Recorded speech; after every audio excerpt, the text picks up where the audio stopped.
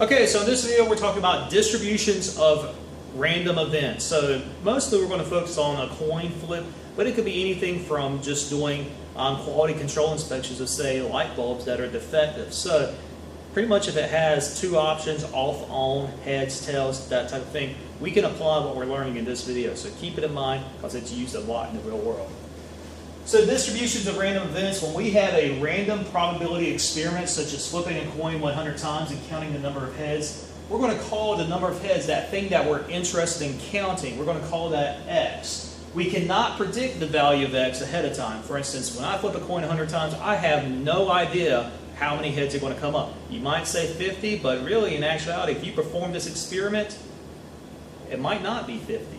So that in case, we're going to call what we're counting the random variable x.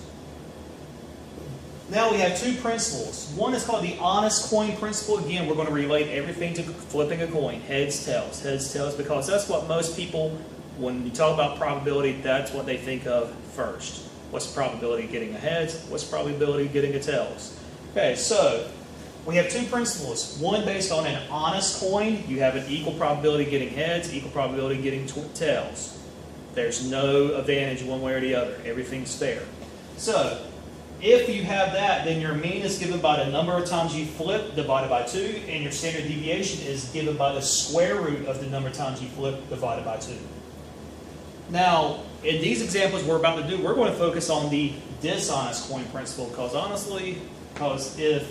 in reality, if everything is honest and fair, it's not very interesting. When we're talking about quality control, like saying how many light bulbs are defective, that kind of thing, before we ship them out to big box stores that sell them, we're talking about a dishonest coin principle where something is more favorable to happen over the other. For instance, you might have a higher probability of getting a tails than a heads. Or the coin might be a double-sided coin, heads and heads. In that case, you have a 100% probability of getting heads. Something's not fair, something's not right. Does it make sense? So that would be the dishonest coin principle. In that case, then our mean is going to be the number of times that we flip times the probability of getting a heads. The standard deviation is going to be the square root of the number of times that we flip times the probability of getting heads times the quantity of 1 minus the probability of getting heads. And if we're talking about something other than coins, getting the heads is essentially what you're counting, what you're interested in finding. For instance, if you're talking about defective light bulbs in a factory, then what you're counting, your P probability, will be the number of light bulbs that are burnt out. Okay? So just keep that in mind as we go forward with these examples. Alright, a coin's rigged so it comes up heads only 20% of the time. If the coin is tossed 100 times and X is the number of heads and 100 tosses, what can we say about X? Alright, so first off we need to figure out what principle do we need to use. Is this the honest coin principle or is this the dishonest coin principle? Key word here is rigged. Also, it only comes up heads 20% of the time. If we think about flipping a coin, we expect heads to come up 50% of the time, tails to come up 50% of the time. If it doesn't do that, only comes up 20% of the time, that's the dishonest coin principle.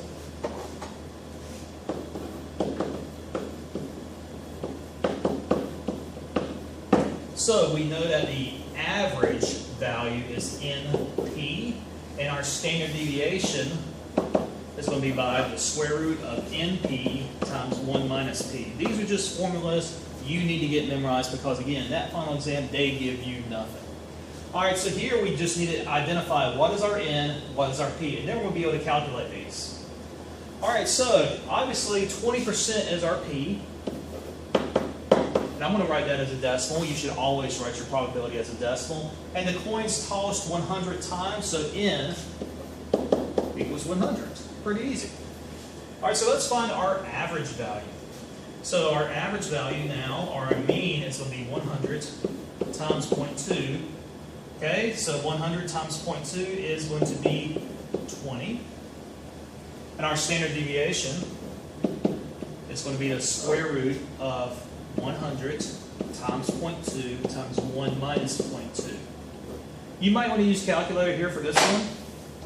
What I would suggest, if you are going to use calculator, just take care of the radicand, what's underneath the square root sign first, and then go back and take the square root of that number. So 100 times 0.2 which was 20 like I found, times 1 minus 0.2. So this number on the inside is 16. Now the square root of 16, which you should know without a calculator, but in case you don't, is 4. So my standard deviation is 4. So what can we use this information to say? Well, let's actually draw a sketch.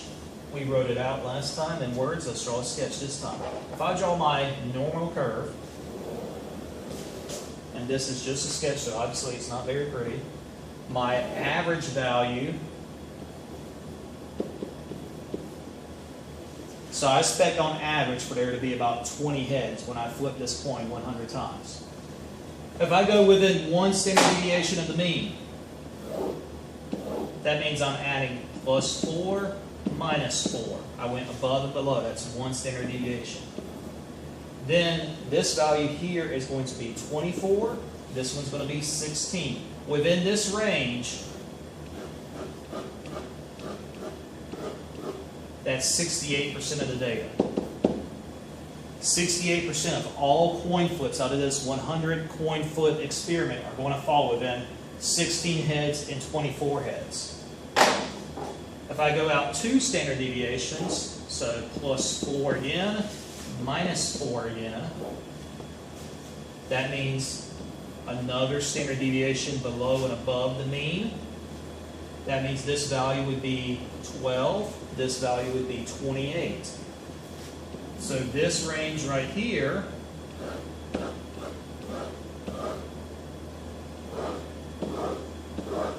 so that would mean that 95% of all coin flips in this experiment will give us between 12 heads and 28 heads show up. And then finally, if I kept going one more time to 3 standard deviations, so plus 4 again, 3 standard deviations, minus 4 again, so this value would be 8. This value would be 32. This is 99.7% of all data. So we flipped the coin 100 times. Within 100 times, 99.7% of those coin flips are going to give us 8 heads, anywhere between 8 heads and 32 heads within this range. So within this range right here. So in the previous video, we wrote it out in words. Here, I'm just kind of graphically representing it. You do it however you want to. If you want to write it out in words like we did in the previous video, or if this makes more sense to you using the 68, 95, 99.7 rule, whatever makes sense to you. Again, we flipped the coin in this experiment. We flipped the coin 100 times. 68% of the time in that experiment, the values of heads were between 16 and 24 heads. 95% of the time in the experiment, the values of heads were between 12 and 28 heads.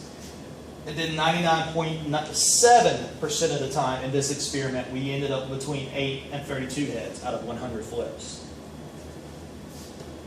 And that's it for this video. This is a very important video, probably one of the most important in this section, this entire unit. So make sure you understand it very well and let me know if you got questions.